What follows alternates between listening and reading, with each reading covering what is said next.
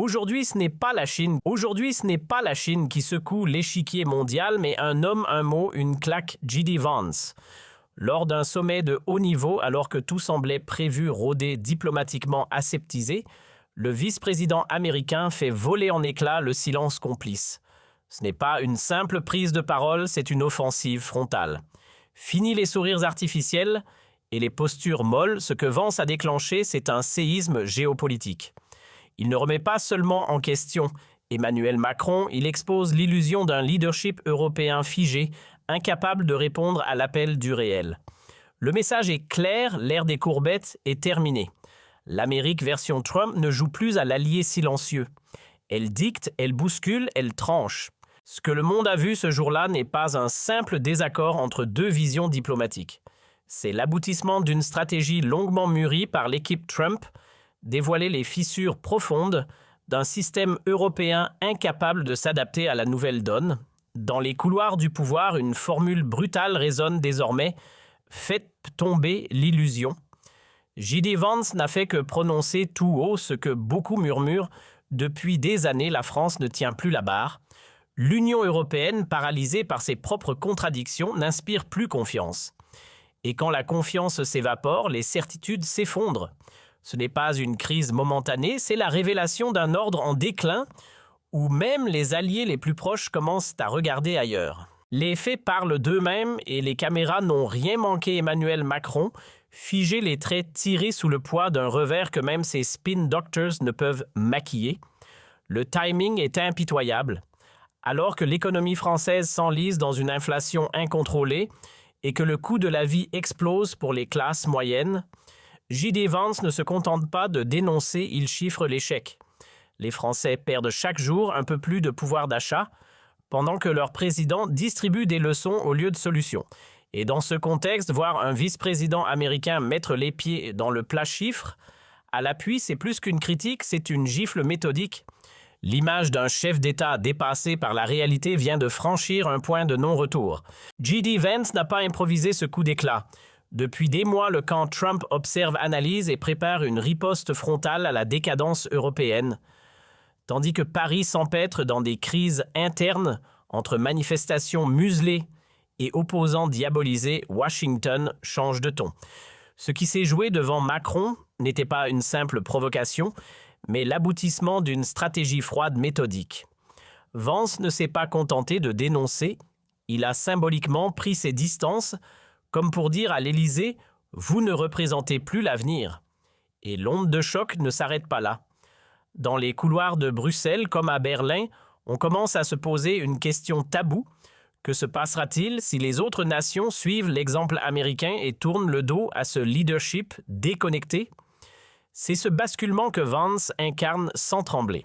Ce que J.D. Vance a mis à nu ce jour-là, c'est bien plus qu'un discours maladroit de Macron, c'est un système à bout de souffle. L'Europe et la France en tête se bercent encore de l'idée que ses partenaires suivront aveuglément ses postures moralisatrices. Mais la réalité est brutale, plus personne ne veut porter le poids d'une union paralysée, incapable de protéger ses citoyens ou de faire respecter les libertés fondamentales. Pendant que l'élite politique française dépense sans compter pour des projets sans résultat, les caisses se vident et les citoyens trinquent. La rue gronde, les familles s'appauvrissent, mais le pouvoir lui continue d'emprunter du temps et de l'illusion. Vance lui a tranché l'ère des illusions européennes est révolue. Place à l'action concrète même si cela signifie couper les ponts avec ceux qui s'enferment dans le déni. L'éclat de J.D. Vance ne tombe pas du ciel. Il vient dans un climat où tout vacille, pouvoir d'achat laminé, institutions contestées, société fracturée. La France vit un malaise profond que ses dirigeants s'obstinent à ignorer. Et pendant que Macron s'enferme dans des monologues pompeux, les signaux d'alarme s'accumulent. La population doute, l'opinion se radicalise et les opposants sont traqués comme des ennemis de l'État. Le pays se divise entre ceux qui profitent du système et ceux qui le subissent. Et dans ce chaos organisé, une vérité brutale se dessine. Si les fondations politiques ne tiennent plus, tout le reste s'effondre avec. Vance, en brisant le silence, ne déclenche pas la crise, il l'expose. Et pour Paris, cette réalité nue est plus douloureuse qu'un simple échec diplomatique, c'est l'annonce d'un effondrement moral. Et pendant que Paris campe sur ses dogmes, espérant que le monde continue à jouer selon ses vieilles règles, une nouvelle architecture d'influence se dessine et J.D. Vance en est l'un des architectes les plus visibles. Ce que son intervention incarne, c'est un virage historique. L'Amérique trumpienne ne se contente plus de négocier, elle redistribue les cartes. Tandis que l'Élysée se raccroche à des traités poussiéreux, Vance avance avec une vision stratégique, claire, alliance, redéfinie, priorité recentrée, partenaire choisi non plus par habitude mais par efficacité. Et c'est exactement dans cette dynamique que s'inscrit la rencontre avec le RN. Washington ne se cache plus, si la France officielle se tait devant l'injustice, elle sera contournée. Et c'est là que le monde bascule. Ce n'est pas juste une dispute politique, c'est la déclaration d'un nouveau rapport de force. Ce que J.D. Vance a déclenché à ce sommet dépasse de loin le cadre d'un simple clash verbal. C'est la matérialisation d'une bascule historique. L'ancienne élite fatiguée, accrochée à ses privilèges, cède lentement la place à une nouvelle génération de décideurs qui parlent, vrais, agissent vite et ne demandent plus la permission. Le moment où Vance interrompt, Macron, c'est plus qu'un incident, c'est le symbole d'un renversement. L'autorité ne se mesure plus aux costumes taillés sur mesure ou aux discours rédigés par des technocrates. Elle se mesure à la capacité d'agir, de dire les choses frontalement, de défendre les citoyens ordinaires sans trembler. Et dans ce monde qui change, Macron incarne le passé. Vance lui représente l'avenir, un avenir où la complaisance n'a plus sa place. Ce qui se dessine sous nos yeux, c'est un monde qui n'a plus rien à voir avec celui que Macron tente encore de défendre. L'ancien équilibre s'effondre, les certitudes volent en éclats et les repères s'effacent. Jadis perçus comme des gardiens de stabilité, les élites européennes deviennent les symboles d'un immobilisme dangereux. Et c'est là que J.D. Vance frappe fort. Sa prise de parole n'est pas un dérapage, c'est une alerte. Il rappelle au monde que ceux qui utilisent le pouvoir pour réprimer les oppositions, censurer la rue et ignorer la détresse populaire ne peuvent plus se cacher derrière des institutions en façade. Le système tel qu'on le connaît ne se réformera pas de l'intérieur. Il sera défié, remplacé, contourné. Et ce renversement a déjà commencé. À ce stade, nier l'évidence devient une forme de mensonge politique. L'autorité de façade ne suffit plus. Et quand J.D. Vance a pris la parole, c'était pour rappeler au monde que le temps des compromis stériles est révolu. Il ne s'adresse pas seulement à Macron, mais à tout un système verrouillé par des élites qui refusent d'écouter. Son message trouve un écho bien au-delà des frontières dans les sphères économiques, dans les cercles d'influence, dans les familles, qui voient leur quotidien s'effondrer sous le poids des décisions absurdes. Une lame de fond est en marche. Elle est discrète mais puissante.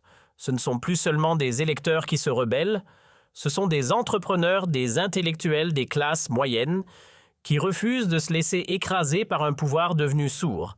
Et dans ce réveil collectif, Vance n'est pas une anomalie, il est le catalyseur. Ce qui se joue désormais, c'est un réalignement en profondeur, presque silencieux mais implacable. Et le signe qui ne trompe pas, c'est que même ceux qui profitaient du système, les grands patrons, les puissances financières, les sphères d'influence commencent à se détourner du pouvoir officiel. L'appui traditionnel vacille. Ce ne sont plus seulement les voix populaires qui dénoncent le vide du discours macronien, mais aussi ceux qui hier encore défendaient ce modèle à coups de tribune. En début d'année, certains pensaient encore pouvoir sauver la façade, un rebond, une embellie, un miracle budgétaire. Mais la réalité les a rattrapés. Vance, en un seul discours, a mis à terre cette illusion. Ce n'est plus un débat idéologique, c'est un glissement tectonique. Mais très vite, les apparences ont volé en éclats. L'illusion d'un pouvoir maîtrisé, d'une France debout, d'un président sûr de lui, tout cela s'est effondré sous le poids du réel. À mesure que J.D. Vance gagne en visibilité, les soutiens traditionnels de Macron décrochent un à un. Dans les cercles d'influence, une phrase revient de plus en plus souvent à mi-voix « Il est trop tard ». Ce n'est plus seulement une perte d'élan, c'est une fuite organisée, un repositionnement stratégique de ceux qui anticipent la chute. Et cette chute, Vance ne l'a pas provoquée seul. Il a simplement révélé ce que beaucoup refusaient, de voir un pouvoir en déclin, des décisions improvisées, un président de plus en plus isolé et une opposition muselée que l'Amérique, elle commence désormais à soutenir à visage découvert. Et ce malaise n'est pas confiné aux coulisses du pouvoir. Il traverse la société, il s'installe dans les foyers, il se lie dans les regards. En France aussi, une fracture s'élargit entre le discours officiel et la réalité vécue. Tandis que Macron promet stabilité et grandeur, une partie de la population regarde ailleurs, cherche des solutions hors du cadre et parfois hors du pays. Les plus lucides investissent dans la discrétion, achètent leur indépendance, fuient la précarité institutionnelle qui menace. Les jeunes militants, eux, n'attendent plus, ils demandent carrément l'asile politique, comme cette jeune femme courageuse mentionnée dans l'intervention de J.D. Vance.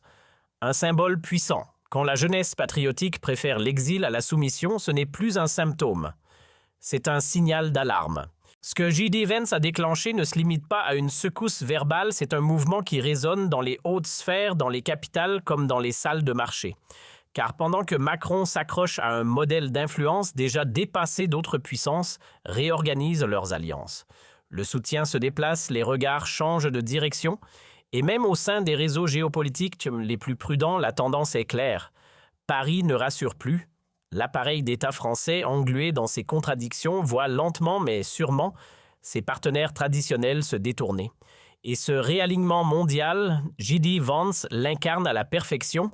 Il ne cherche plus à composer avec les vestiges d'un ordre épuisé, il bâtit déjà le suivant.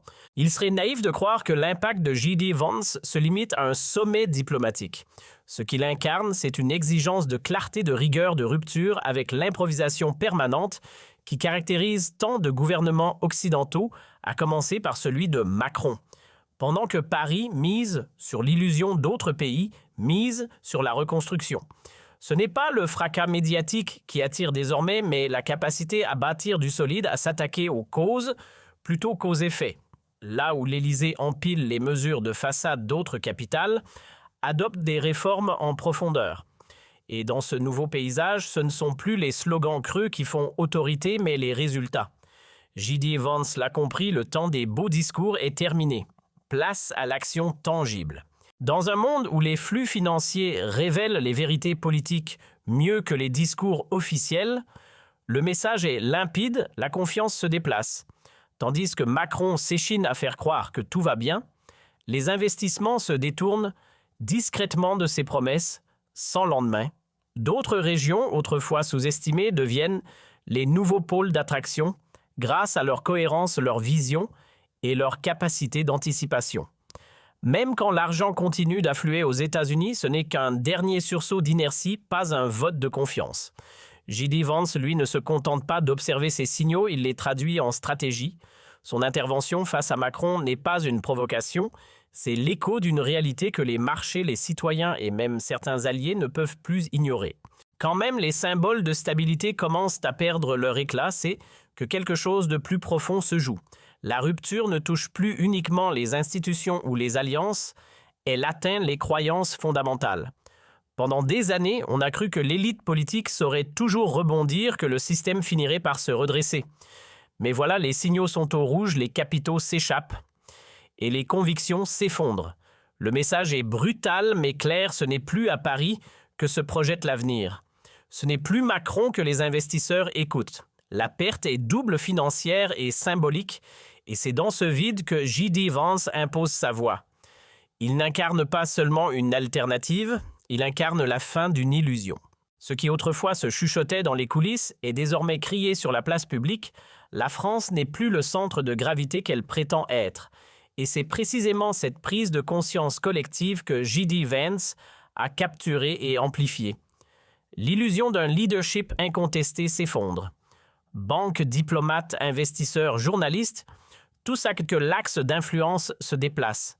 Et ce basculement ne se fait plus en douce. Il est assumé, affiché, revendiqué. Ce ne sont plus les grandes puissances du passé qui dictent les règles, mais celles qui incarnent la stabilité, la cohérence, le courage de trancher. Macron continue de défendre un échafaudage branlant. Vance lui incarne ce nouvel équilibre froid, lucide, efficace. Même les institutions les plus ancrées dans l'ancien monde se repositionnent. Les grandes banques, les empires de l'investissement, les places financières stratégiques ne parient plus automatiquement sur Washington ou Paris. Elles observent, évaluent et déplacent leurs leviers vers d'autres pôles de stabilité. Ce n'est plus une hypothèse, c'est une mutation en cours. Et dans cette recomposition, le coup de tonnerre signé J.D. Vance n'est pas une anomalie, c'est un jalon. Il symbolise ce moment où l'ancien ordre vacille, non pas dans l'ombre mais sous les projecteurs. Le système qui faisait autorité depuis des décennies perd sa centralité. Et demain, ce ne sera plus le même monde. Le pouvoir ne se chuchote plus dans des salons feutrés. Il s'affirme frontalement comme l'a fait Vance face à Macron. Et ce face-à-face restera comme le point de bascule.